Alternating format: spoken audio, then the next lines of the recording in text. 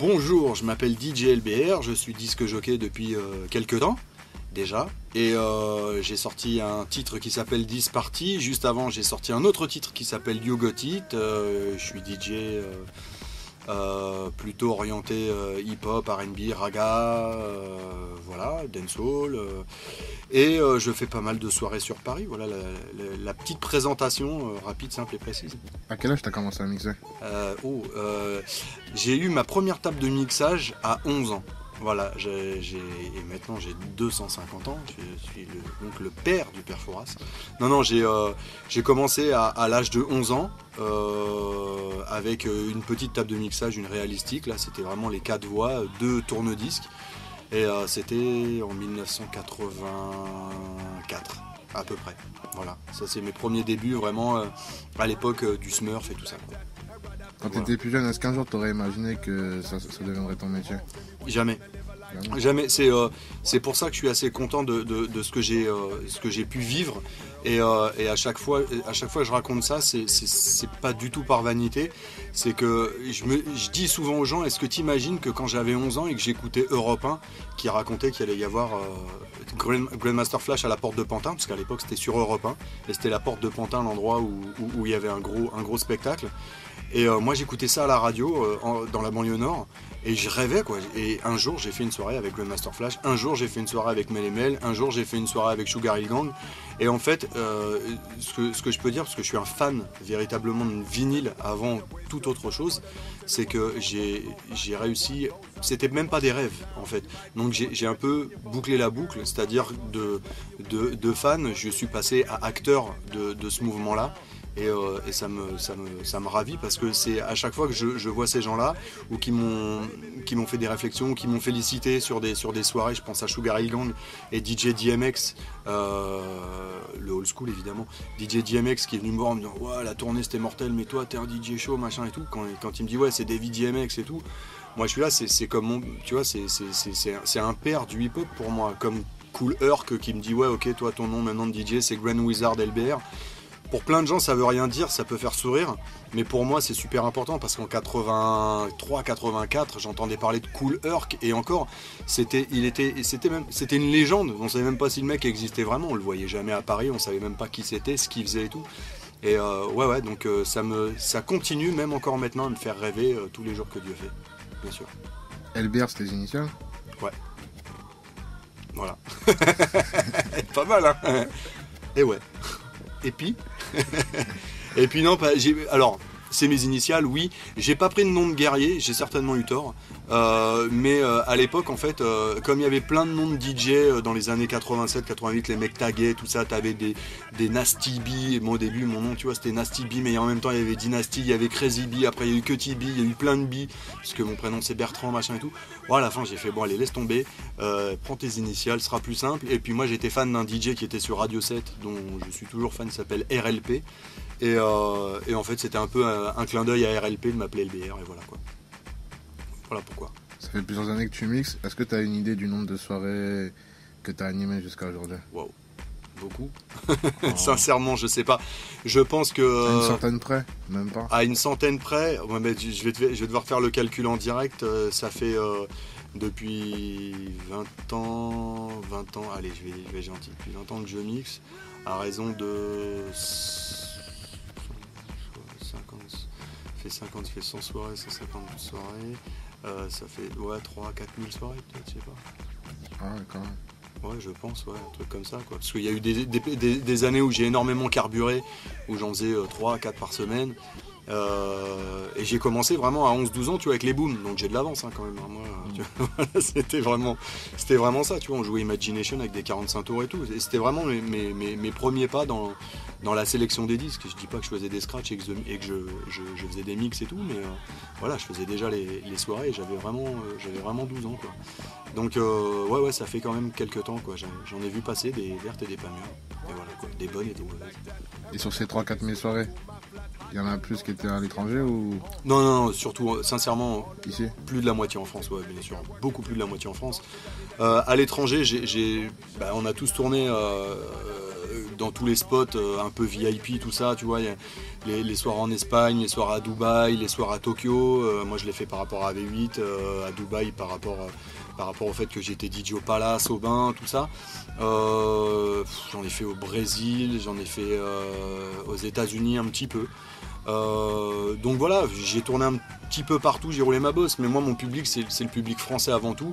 Et moi je suis de culture française. J'aime bien aller à l'étranger parce que tu te mesures en fait aux autres et puis tu te mesures aussi à toi-même. C'est un challenge à chaque fois, c'est assez dangereux d'aller mixer à l'étranger.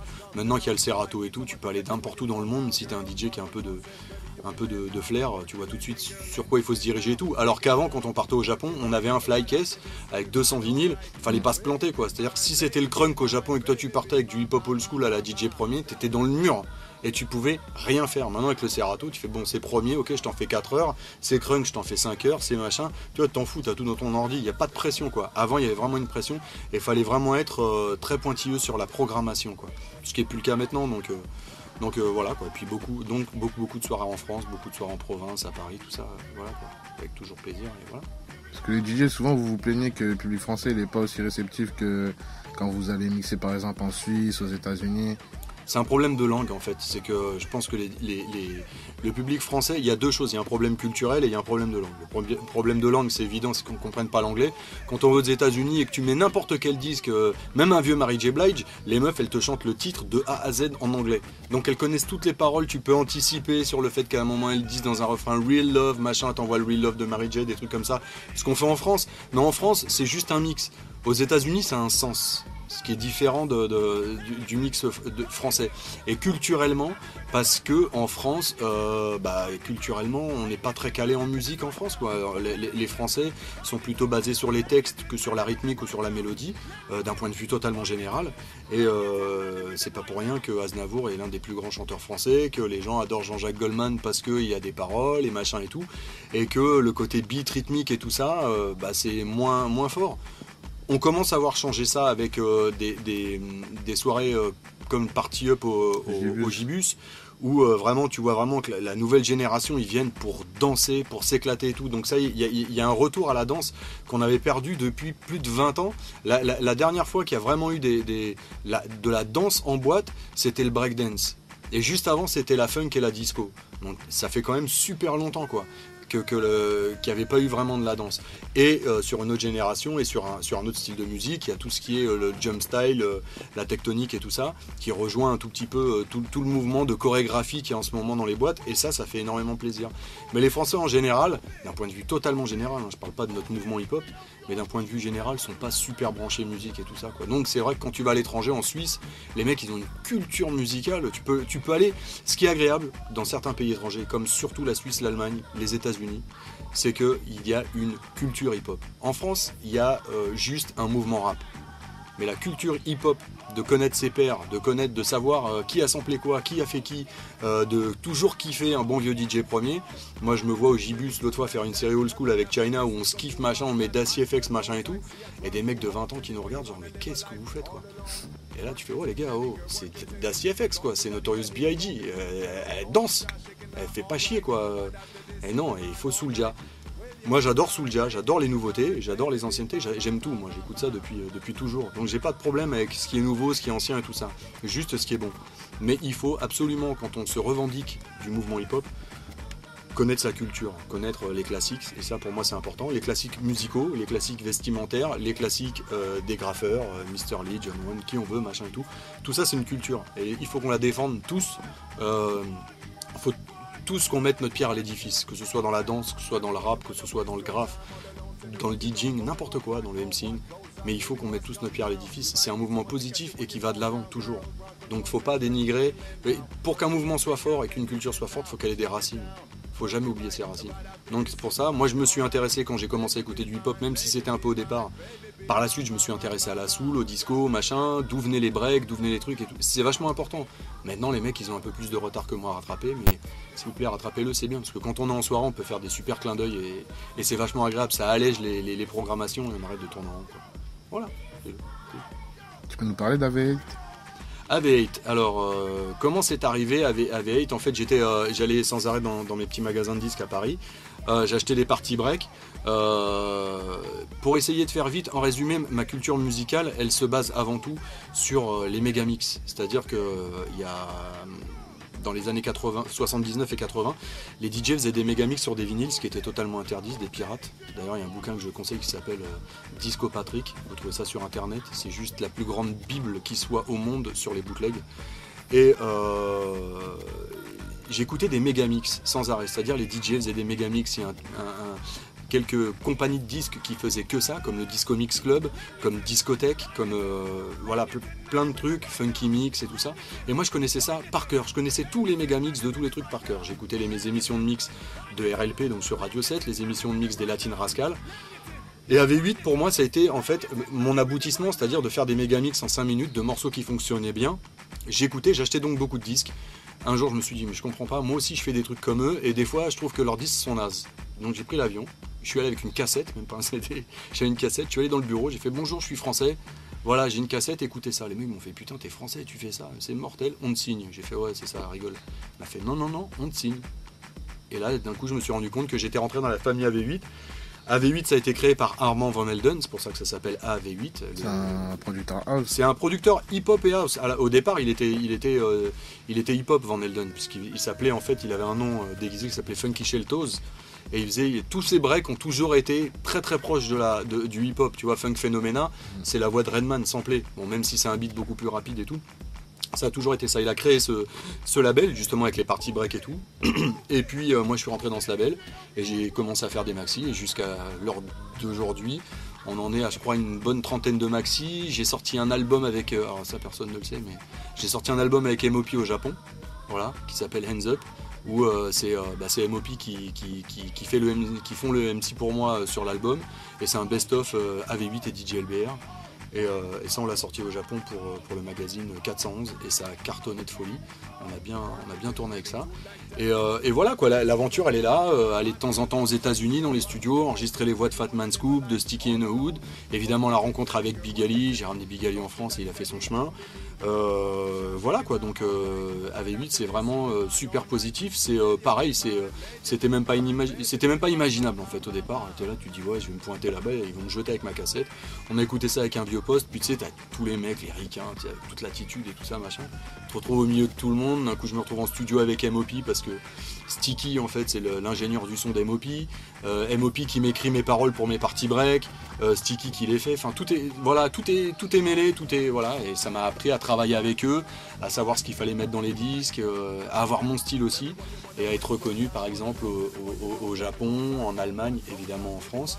Et j'ai eu la chance d'avoir fait quelques bons disques, quelques mauvais aussi, mais ça permet d'avancer quoi, donc c'est une belle aventure, et ça m'a permis surtout de me faire connaître de façon mondiale, puisqu'en France le marché était assez bouché entre tous les DJ du double H qui trustaient les médias français, il y avait Double Face, il y avait tout ça, j'avais pas trop ma place, donc moi j'ai préféré partir à l'étranger et revenir, je dirais sans être péjoratif, mais par au-dessus que d'une façon horizontale, plutôt voilà, verticale, et de revenir par-dessus en disant voilà les disques qui viennent de New York, personne ne peut les bloquer, machin et tout.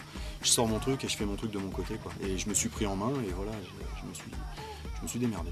Surtout qu'en plus pas mal de DJ, même des Français, ils utilisent les vinyles AV8 pour leur party break. Ouais, ça a été une grande mode dans les années à partir de 2000. Moi j'ai commencé véritablement en 97. Le premier break en fait que j'ai fait, je l'ai sorti sur Beat, je sais plus quoi. C'était un truc français, je sais. Back to the Beat. J'ai sorti 2 volumes et puis après moi je suis parti aux États-Unis faire mes trucs. Les DJ français les utilisent, des fois peut-être un peu trop. C'est toujours ce que j'ai dit. Je dis toujours avec le sourire et c'est juste une vanne. Mais j'ai créé un monstre. Parce que en fait tu vois il y a des DJ qui viennent en soirée, ils jouent que des parties break quoi. Il n'y a rien de plus gonflant que ça au monde qu'un mec qui joue que des push 'em up, clap your hands, c'est yeah, 1, 2, 3, let's go, et c'est tout le temps les mêmes voix et tout. Ça c'est naze. Les parties break, moi je les ai conçus, donc je sais pourquoi je les ai conçus, et on en a parlé avec Crooklyn, on en a parlé avec Fatman et tout ça. Les party break à la base, c'est quand il y avait la période 98, Notorious B.I.G., des trucs comme ça, où on était très dans le, tu vois, on était dans le flow, dans la hip-hop soul et tout, c'était cool. Il fallait à un moment donné un petit coup de turbo dans la soirée, pendant 1 ou 2 minutes, pour qu'on envoie bien les sons, tu vois. Et juste, en fait, les party break, c'était des coups de turbo. Donc on utilisait, comme le fait Sub-Zero, Cut et tout ça, on utilisait genre 30 secondes, on lançait le party break et après on lançait le morceau original. Je me suis retrouvé une fois en Belgique avec un mec, je me souviens plus, je ne dirai pas son nom, mais je m'en souviens plus. Le mec, il avait genre un bac entier, il avait 100 disques, il avait 98 AV8, je te jure, mais j'ai regardé quoi, et il avait 2 disques normaux quoi. Je dis mais putain, mais tu fais quoi? Ouais, moi je joue que des AV8, c'est mortel, machin, t'es mon dieu et tout. Je dis ouais, non mais attends, ouais, c'est gentil, mais et les morceaux des mecs, tu vois, il y a un moment donné, tu deviens dingue quoi. Et ça fait super flipper. Donc il faut prendre ses distances avec ça, savoir utiliser les breaks au bon moment. Et voilà quoi. Et puis sinon, je suis super content que les DJ français utilisent évidemment, mais les DJ un peu partout, que chaque DJ utilise les remixes et tout ça quoi. C'est super important, c'est super flatteur. Pour l'avoir fait moi-même, avec plein d'autres DJ comme les Latin Rascals, Bruce Forest, Dimitri, From Paris, tous ces mecs dont les maxi pour moi me faisaient rêver avec des edits, des remixes de dingue et tout, les DJ du DMC, Chad Jackson. Enfin moi j'ai mes classiques aussi quoi. Voilà, j'ai mes maîtres. Et tes productions, elles sont uniquement hip-hop R&B ou... Non, là, tu vois, sincèrement, les deux derniers disques que j'ai fait, le premier s'appelle You Got It. Il y avait un sample dedans que j'ai trouvé qui est le Gesto Funk. Say It Again. Et ce disque de Gesto Funk a toujours été certainement l'un des seuls disques dans les années 90 à être pile poil le cul entre deux chaises. Il y en avait 2 comme ça. Il y avait Groove is in the Heart de Delight, où tu pouvais pas dire que c'était de la house et tu pouvais pas dire que c'était du hip-hop funk, tu vois, ou de la new jack. Tu savais pas, c'était un ovni. Et Say It Again, c'était pareil. Et moi, je voulais trouver un moyen, ayant passé des années et des tonnes de hip-hop et tout ça, de rejoindre un petit peu les deux scènes. C'est-à-dire, tu as la scène électro en ce moment, qui met quand même un grand coup dans les dents au hip-hop, parce que tous les gamins, tu vois, ils sont plus techno avec la crête que hip-hop et crunk et compagnie, sauf sur Paris évidemment, mais Paris, c'est pas la France. Et moi, je voulais rejoindre et mettre tout le monde d'accord. Ce que j'ai réussi avec le You Got It, et ce que j'espère réussir aussi avec le prochain, qui est This Party, avec le sample de funk de Billy Ocean. Voilà, maintenant, c'est vrai que de faire du pur hip-hop et tout ça, déjà, pour faire du pur hip-hop, maintenant, je pense qu'il faut faire du hip-hop français et supporter les gars qui sont autour de toi. Moi, ça me parle moins. Je l'ai fait à une époque, j'ai soutenu, enfin, tu vois, il y avait Dynasty et moi pour faire les freestyles de rap français et tout. Maintenant, sincèrement, ça me parle moins. Donc voilà, je travaille avec Socrate, je travaille avec des mecs que je connais bien, que j'aime bien et tout ça, parce que je connais la mentalité et tout, des gens qui veulent avancer. Elles sont un peu moins hip-hop, elles ont un gros pied parce que moi je veux vraiment aller du côté dance floor. Je veux draguer le côté dance floor en ramenant avec moi toutes les racines du hip-hop, toutes les racines surtout de la danse. Je veux que les gens s'amusent. Et voilà, en ce moment il y a des BPM à 120, 128. Voilà, je tape 120, 128. Si vraiment les BPM redescendent et qu'il y a une grosse mode et tout, moi je suivrai les BPM tout en gardant mon style, mais pour que mes disques puissent être mixés dans des séries, dans les discothèques quoi. C'est vraiment... pour moi c'est un point d'orgue, c'est que les gens dansent sur les titres que je fais et je pense que mes titres sont dansants. Voilà, j'essaye tout du moins. T'as prévu de sortir d'autres projets en major? Là, en major, sincèrement, j'ai fait le You Got It, j'ai fait le 10 Party, l'album arrive juste derrière, il y a déjà 3-4 titres, avec un titre là qui va arriver, Raga, fait avec un mec de Jamaïque qui a un talent incroyable. On s'est rencontrés par hasard sur le net et tout, et le mec il m'a fait la chanson en une nuit. Et d'un coup, on se retrouve avec une chanson de malade. J'ai encore 1 ou 2 reprises avec des beats beaucoup plus lents, beaucoup plus R&B et tout. Et c'est en train de se construire. Donc l'album arrive là, mais vous attendez pas à avoir quoi que ce soit de hardcore ou de machin et tout. Ce que je veux, c'est du dance floor et du dance floor. Donc je veux que ça danse, que ce soit n'importe quel BPM, que ce soit du raga, de la R&B, du hip-hop. Je pense que je vais même avoir un featuring avec un morceau électro, parce que je suis ouvert à tout, et moi j'ai écouté énormément d'électro étant gamin. Et voilà quoi, donc ce sera vraiment orienté dance floor. Je veux que les gens dansent et qu'ils s'amusent en boîte. C'est ça vraiment mon... Bref, en tout cas c'est ma passion, c'est mon délire. C'est pour ça que je suis DJ, entre autres. Voilà. T'en penses quoi de la nouvelle scène de DJ en France? Bah écoute, il y a des super bons DJ, et puis surtout ils ont la niaque, quoi. Donc tu vois, à un moment donné, en plus, ils nous mettent la pression. C'est bien parce que nous, ça nous maintient éveillés. Il y a des très bons DJ. Il y aura certainement des futurs stars, je pense, parce qu'il y a des gars qui ont le talent.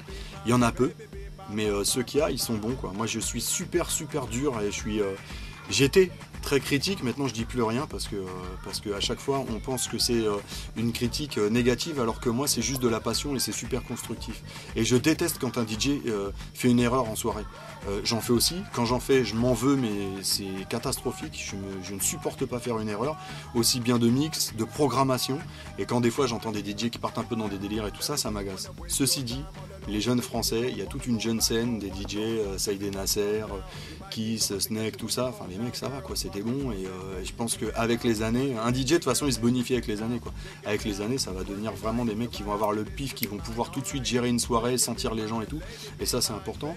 On parlait d'Issa tout à l'heure, tu vois, qui est quand même pour moi c'est pas un jeune, hein, il fait partie de notre génération, désolé Issa. Mais voilà quoi, puis il y a aussi tous les mecs de notre génération, tu vois, Golfi, Pascal, machin et tout, enfin tu vois, on est tous, je pense qu'on est tous là, il y a pas trop à avoir d'anciens et de nouveaux à partir du moment donné où on passe tous le même son, on passe tous de la nouveauté, on passe tous les mêmes trucs et tout ça. Voilà, moi ce qui est important c'est surtout le respect entre les gens et entre les carrières de chacun. Moi pour moi je respecterai toujours la carrière de Dynasty parce que voilà, c'est lui qui a mis le pied à l'étrier à pas mal de monde. Et ça c'est important quoi, de respecter un petit peu les gens qui ont pris les coups, comme tous les premiers DJ de la première génération. Il faut savoir que nous quand on a commencé, et ça je le dis peut-être pour les jeunes là, qui arrivent, mais on se foutait de notre gueule quoi. On était genre les DJ pimpins. Faut savoir que des mecs qui maintenant sont à la télé et tout ça et jouent les branchés et tout, au départ ils imitaient les DJ, genre c'était Roger 2000 la discothèque quoi. Alors t'es DJ, ouais, tchak, tu vois, c'est ça quoi. Et maintenant on voit les DJ comme des artistes, comme des rostas et tout, mais avant on prenait les DJ vraiment pour des cons et des bourrins et des sauteurs de meufs en fin de soirée quoi, tu vois. Donc ça a bien changé tout ça. Mais nous au départ, tu vois, quand on a commencé, on n'était pas autant reconnus qu'on l'est maintenant quoi. Ça fait plaisir. Voilà, donc il y a une belle scène française, il n'y a aucun problème. On a des très bons DJ, on n'a rien à envier à qui que ce soit, vraiment pas quoi. Ça c'est cool.